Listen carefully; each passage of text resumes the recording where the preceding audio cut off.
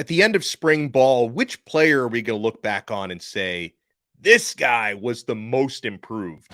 You are Locked On Canes, your daily podcast on the Miami Hurricanes, part of the Locked On Podcast Network, your team every day.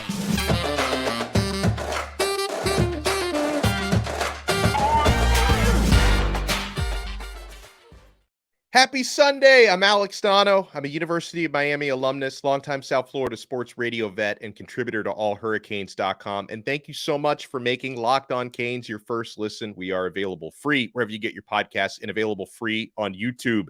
So I want to go to some questions from you guys. You can tweet us at Locked On Canes. And if you follow us at Locked On Canes, we will follow you back. Matthew Welch wants to know, as we're heading into week 2 of spring ball, Miami Hurricanes are going to take the practice field again on Tuesday. Who is someone you think will keep on improving more than the rest in the upcoming spring practices? Well, Matthew, the usual rule of thumb is the guys who are going to improve the most are probably the ones with the most room for improvement, right? A lot of young guys, or maybe guys that just didn't fit so well in the offense or the defense last year, got new coordinators and new systems on both sides of the football.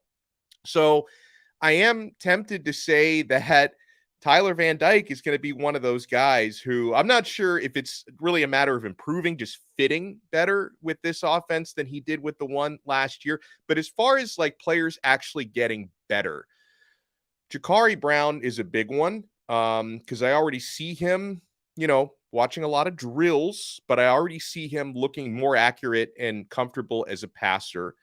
You can stay at quarterback because Emory Williams, who's an early enrollee freshman, he's like a sponge just soaking everything up out there. I think he's going to keep improving a lot. But I look at wide receivers as well. Now, thankfully, I think that the entire wide receiver unit can improve because I just think as a wide receivers coach, in my humble opinion, Kevin Beard is a considerable upgrade from what Josh Gaddis did with that position group last year. And I see the way that Beard is just so hands-on and so enthusiastic and so active with the way that he coaches those guys up. He's one of the more fun coaches to watch out there on the field because he works up as much of a sweat running around as his players do, which is pretty neat to see from KB. So, young guys at that position, I'm expecting to see a lot more improvement in the coming weeks from Nathaniel Ray Joseph and Robby Washington, the incoming early enrollee true freshman, who already looked pretty decent out there. But, really, once we get to that spring game, I'd love to see some situational stuff, even special team stuff where Robby Washington, we talked about this with Larry Bluestein last week, that he's going to be a guy who could be really utilized a lot in the punt return and kick return game. I think Ray is capable of doing that as well, but that may be even more of Robby's forte. And then for Ray Joseph, this guy is going to be a shifty, dangerous weapon in the slot. He's got a lot of competition at that position, of course, with Xavier Restrepo being the man and Brashard Smith being an experienced Swiss Army knife type of guy. But I think I could see Ray and Robby improving a lot. Folks, there's even some of the older guys who I could see improving, right? Someone that I look at who's definitely a show favorite here, experienced graduate transfer, but Terry Roberts Jr.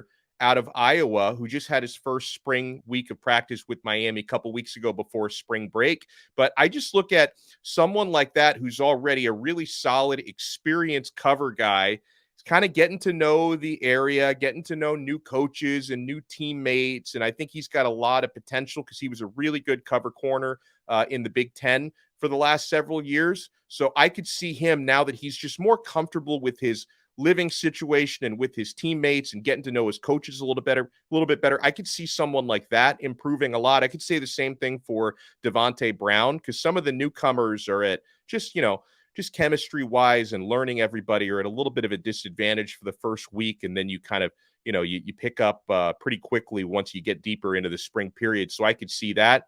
Those are some guys that I could see definitely improving. Already I think we've seen so much just rocketing to the moon from a guy like Francis Mauangoa, who was getting starters reps at right tackle So I want to see if he can continue improving, because at the track he's on, he could end up being a week 1 starter as a true freshman for Miami this coming year. So great question, Matthew Welch.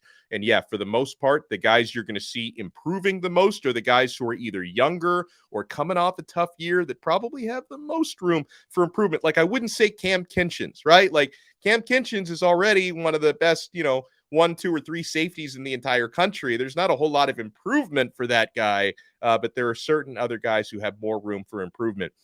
Get a question from the new Miami, who says, hold on. He says, oh man, Miami is now a basketball school.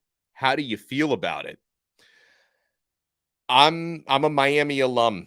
I want all of our teams to be great. If you and our pal Hoodie Girl also say Miami is a basketball school, I would say just like the enthusiasm we get from fans would still say otherwise. It's still a football town, but maybe it is now a basketball school. But I'm happy with it. I'm fine with it. Baseball school, basketball school. If like the women's rowing team starts winning national championships, we'll be a rowing school. I want every student athlete who puts on University of Miami colors to be great. I want all of our teams to win championships. And yeah, we are going to talk more about basketball in this episode, because, the Miami men's hoops team is playing tonight against Indiana. Women's team is also going to face Indiana in the next round. So I'm going to have Indiana grad, friend of the show, Brian Smith, join us to break down Jim Larinaga's team against Indiana tonight. So we are going to talk about that in the show. But listen, if Miami is a basketball school, fine. If they make another Elite Eight, Final Four run, we'll call it a basketball school. We'll throw a parade down Ponce de Leon Boulevard. I want every University of Miami team to be great. We get a question from Free State of Florida. This is more, actually, I wouldn't call this a question. This is more of a response to something that I said on yesterday's episode about Tyler Van Dyke. Let me reiterate my point, okay? There's a certain number of you who listen to and watch these shows who just don't like TVD, right? You were like rats off a ship last year because Tyler had a poor season last year. Then he was injured latter stages of the year. And I always get people like, Tyler's not going to even be the starter this year. He's going to get beaten out. Should not hand the starting job to this guy. Overrated. He's a flop. I think probably most of you like Tyler, but some of you just are not buying in on Tyler Van Dyke. You think he was a one-hit wonder in 2021. So what I said yesterday was, and I'll double down on this, in practices this spring, last fall, last spring, during the season last year, Tyler Van Dyke is the best quarterback on this team. He's not getting handed anything. Like, it's not as if they're like, you know what, even though Jacurri's outplaying you in practice, you're our starting quarter.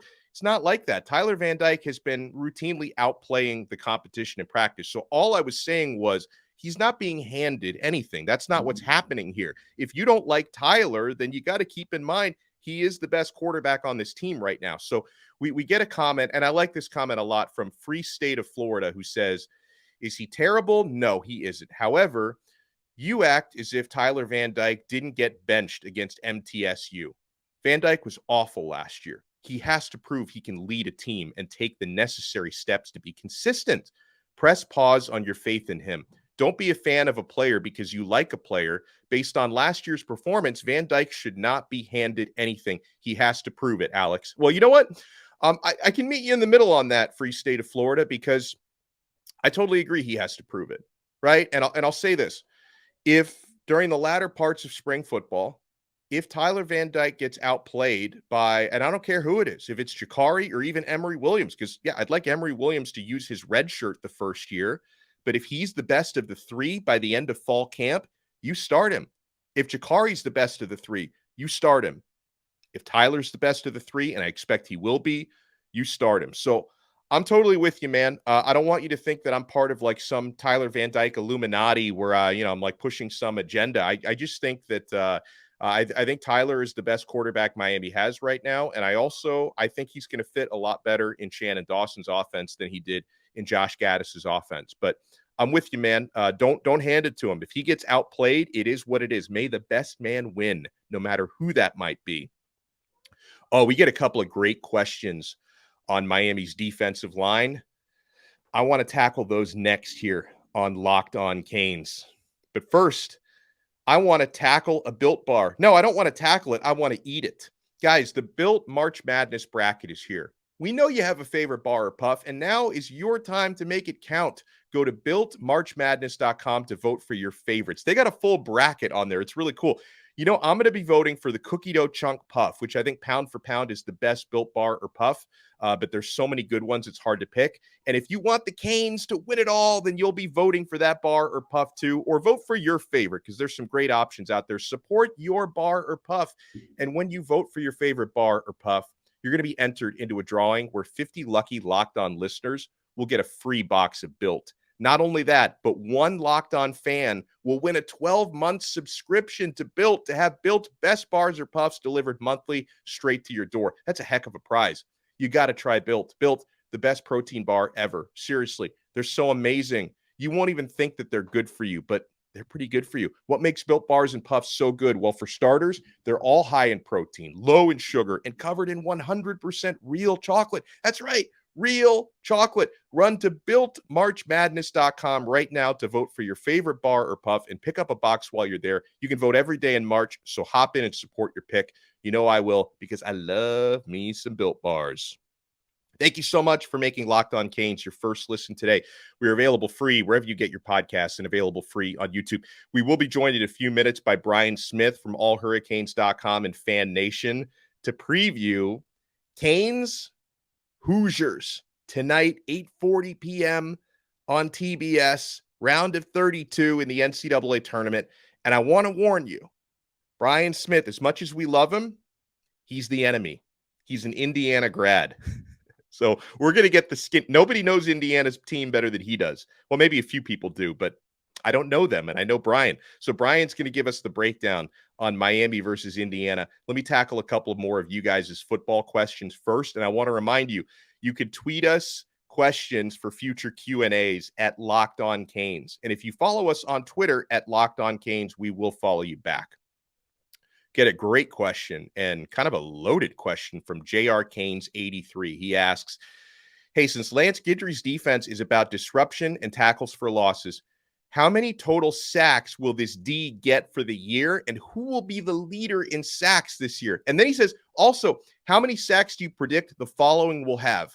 Nyjalik Kelly, Rueben Bain, Jayden Wayne, Jafari Harvey, Chance Williams, Akeem Mesidor, Cyrus Moss. So let me talk about team sacks first. So Miami last year recorded 37 team sacks. I would obviously like that number to go up, and I think it can go up into the 40s. And if they can get into the 50s in team sacks, that would be incredible this year. His assessment on Lance Guidry's defense is correct. There's going to be a big-time emphasis on disruptive plays, tackles for a loss. So I think Miami could probably improve their team sack total by at least about 10. Like, they were 37 team sacks last year. I could see them hopefully between 47 and 50 sacks this year. Now, he asked me to predict the sack totals for a bunch of defensive linemen. Keep in mind, you're also going to get some sacks inevitably from the linebackers, and you're going to get some sacks from defensive backs as well on blitzes. At least we hope that they will this year. But for the players he mentioned, okay, so Nyjalik Kelly, Nyjalik the Freak, I call him, who had, as a true freshman last year, I believe he had 4 sacks last year as a true freshman.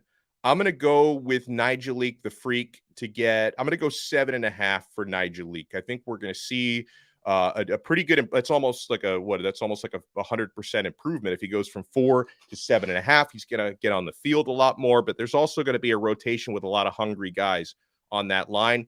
Rueben Bain as a true freshman. I know our guy Chalupa Batman, I think, thinks he's going to get like a half dozen sacks or so. I'd love to see it. I'm going to go a little bit more conservative. I'm going to go 4 sacks for Bain. I'm going to go 3.5 sacks for, let me go, man, I feel like by the time I'm done adding these up, we're going to have like 60 team sacks because I'm so bullish on this defensive line. I'm going to go 4 for Bain. I'm going to go 3.5 for Jayden Wayne, who's another early enrollee true freshman. For Jafari Harvey, how many did he have last year? I think Harvey, now I know Mesidor was the leader in sacks last year with 7. Harvey had 5.5 sacks last year. I'm going to go I'm going to go 6.5 for Jacurri. I do think he's going to improve his total just slightly from last year. Chance Williams, probably not going to play as much as some of those other guys. How many did he have last season? I like to use that for reference here. Why can I not find Chance? I'll have to look at. I'll have to do a deeper dive on that later. I'm going to go. Oh, here he is for last year. No sacks last season for Chance Williams. I'm going to go 1.5 for Mr. Chance. I'm going to give him. I'm going to give him a couple sacks on the season. Akeem Mesidor. How about this one for Bullish? 10.5 for Mesidor. Led the team with 7 last year. I think Akeem gets into double digits this season. I'm going to go 10.5 sacks for Akeem Mesidor. Now, the hardest one was the last one you put on your list. Cyrus Moss. I don't know. I don't know how much he's going to play this year. I don't know if he has, maybe he has, and I'm dead wrong about this, but I don't know if he's put on yet like the necessary weight to be a regular guy in the rotation, because he came in very, very undersized last year at like 210, 215 pounds. I don't know how much he's transformed his body. I do think that Jason Taylor being on the staff, coaching up the defensive linemen, specifically the defensive ends, is going to help guys like that, the younger guys, the Nyjalik Kellys, the Cyrus Mosses, the Wayne and Bain, and Chiam Pong, the incoming freshman. I think Jason Taylor is going to help mold all of these guys, but I'm going to be a little bit more conservative on Cyrus Moss. I'm going to go 1 sack for Cyrus Moss this year.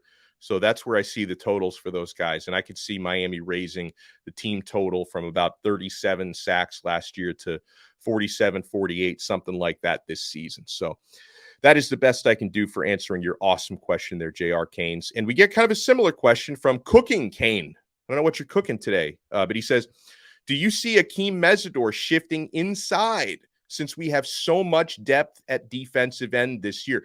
You were going to see that regardless, because Mesidor is versatile enough to shift inside, and that's going to happen situationally, depending on what formation Lance Guidry has on the field. You can absolutely see Mesidor shift inside. It's also going to depend upon how much of an impact the new guys have at defensive tackle, right? Because we can expect Leonard Taylor, when he's on the field, he's going to be rock solid. Didn't play enough last year, put up ridiculous numbers per snap, just didn't get enough snaps last year, I thought. So how good is Branson Dean going to be? How good is Thomas Gore, who I think is really good? How good is he going to be? How much is Joshua Horton going to play as a true freshman? How much is Ahmad Moten going to play? So it's going to depend on so many of the other guys there. But formationally, I could definitely see Mesidor get inside, specifically because you want to have your best players on the field, and especially on passing downs, right? Third downs and longs, you get Mesidor on the field any way you possibly can, right? Because if you can get guys like Mesidor, Nyjalik Kelly, Jacurri Harvey, Rueben, Bain, all on the field at the same time. Bain is another guy who's big enough to play inside situationally. So, yeah, I could absolutely see that. That's going to become more clear once Mesidor actually gets on the practice field, because he may debut this week. He might. But so far, Mesidor has not taken part in spring football. Mario Cristobal did say he could be a guy who joins up around halfway through spring ball, so we could see him this week or next. So we'll get a clearer idea once he's actually out there practicing. But awesome questions from you guys. Follow us on Twitter at Locked On Canes. If you follow us, we'll follow you back. And if you tweet us at Locked On Canes, we could read your tweet or answer your questions on the show. When we come back, it's all about the U basketball. Miami Hurricanes, they advanced. Indiana now round of 32, second round of the NCAA tournament. We're going to break it down with Brian Smith when we come back here on Locked On Canes. Hurricanes are 1.5-point underdogs tonight. Was looking at those numbers on FanDuel, America's favorite sports book, America's #1 sports book, new sports book partner of Locked On Network. New customers at FanDuel, this is the perfect time to sign up. New customers at FanDuel get a no-sweat first bet up to $1,000. That's bonus bets back if your first bet doesn't win, so you have nothing to lose on that first bet. And you want to get in, guys, with the tournament heating up. Just download the FanDuel Sportsbook app. It's safe, secure, super easy to use. Then you can bet on everything from the money line to point scores and threes drained. Plus, FanDuel even lets you combine your bets for a chance at a bigger payout with a same game parlay. So do not miss the chance to get your no sweat first bet up to $1,000 in bonus bets when you go to FanDuel.com/locked on. That's FanDuel.com/locked on to learn more. Make every moment more with FanDuel, an official sports betting partner of the NBA. Okay, we have to tap into the expertise of Brian Smith when we're talking hoops, especially when we're talking Miami versus Indiana. We're actually getting a double dose of that because the women's team is also going to face Indiana. Men's team is taking on the Hoosiers tonight. Women's team is going to be taking on the Hoosiers in the round of 32. Now, Brian, I got to throw you under the bus a little bit. I just want people to know that we are talking to the enemy right now because you are an Indiana grad, okay? So I guess thank you for not wearing like a Hoosiers jersey during this segment. That was polite of you. So I think we can both agree if Miami has a chance against your alma mater, they obviously have to shoot considerably better than they did against Drake. I don't even know what that was. I mean, I did a little segment on that yesterday on All Hurricanes. There was a point in the latter half of the first half, the Canes weren't even shooting 20%. Yeah. I mean, that's hard. That's worse than 1 out of 5. So as the law of averages play out, you would think just for whatever reason, they're going to shoot 40% tonight, right? I mean, that's just the way it works. So I expect a much better game to watch. And hopefully for all fans, because that game against Drake was hard. I mean, Drake couldn't throw it in the ocean either. They weren't very good. Mm-hmm. So Miami, their defense, though, is the key. They held DeVries to 1 out of 13. That guy was the Missouri Valley Player of the Year. So it works both directions with the defense for the Canes saved them. Now, is there anything, because Miami really didn't play well at all for the first 35 minutes of that Drake game. But then in the final 5 minutes, that full court press, immense defense. Isaiah Wong couldn't hit the ocean from a pier all night, but you did have Nigel Pack and Wooga knocking down key shots, Miami hitting clutch free throws. Like, is there anything Jim Larrañaga can take from the final 5 minutes of that game defensively, or is that just not something you can do for 40 minutes? I think you can do things in that nature in spurts. If you remember, like Nolan Richardson's 40 minutes of hell, et cetera, when he had those Arkansas teams, Rick Pitino's Kentucky teams, et cetera, if you're going to do that, you got to have a deep bench. I wouldn't say that Miami is on that kind of level in terms of depth. You got to be able to play 10 guys. Yeah. And on top of that, Omier gets in foul trouble with Trace Jackson Davis still on the court. That's not going to end well for Miami. But why not try to get the ball out of the hands of Indiana's point guard, Jalen Hood-Schifino? He was freshman of the year in the Big Ten. When he doesn't have the ball, Indiana is much more turnover prone. They're a very big team. So Miami could throw a half-court trap at them, maybe do a couple of times just to throw it out of rhythm, do the full-court press in the first half, do anything they can to keep Trace Jackson Davis from getting the ball in the half-court. Yeah. And any other keys for tonight? And how is the matchup going to be different? Because we were saying this about the Drake game and Norchad did end up playing pretty well. I mean, 12 points and 14 rebounds. He looked pretty good for a guy with a grade 2 ankle sprain. But he's going to be even more needed tonight, right? Because Indiana is going to be a bigger lineup than what Drake had. Well, look at it this way. Trace is 6'9", 245. Race Thompson, the quote-unquote power forward, is 6'8", 235. Their quote-unquote small forward is Cobb. He's 6'7", 215. Miami doesn't match up in terms of just girth, but that's where your athleticism comes in, and that's what they did against Duke when they just crushed Duke the first time they played them. You got to play up and down. Yeah. If you play just half court against Indiana, that favors the Hoosiers.